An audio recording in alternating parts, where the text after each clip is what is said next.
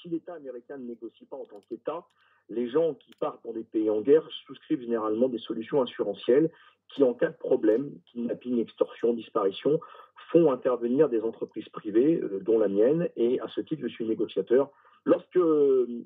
Follet a été kidnappé en novembre 2012 dans la région de Raqqa, au nord d'Alep, en Syrie, très vite, les solutions assurantielles qui s'occupaient de son cas s'est mobilisées.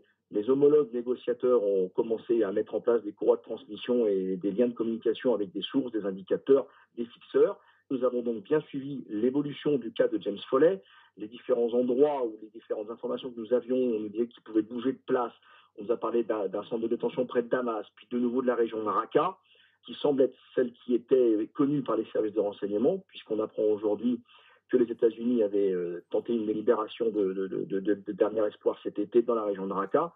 Et on comprend bien qu'avec les victoires de l'État islamique, l'ensemble de l'échiquier a été bouleversé et que très rapidement, les otages occidentaux sont transmis de gré ou de force à l'État islamique qui ensuite en fait une manne soit financière, soit politique, soit de propagande.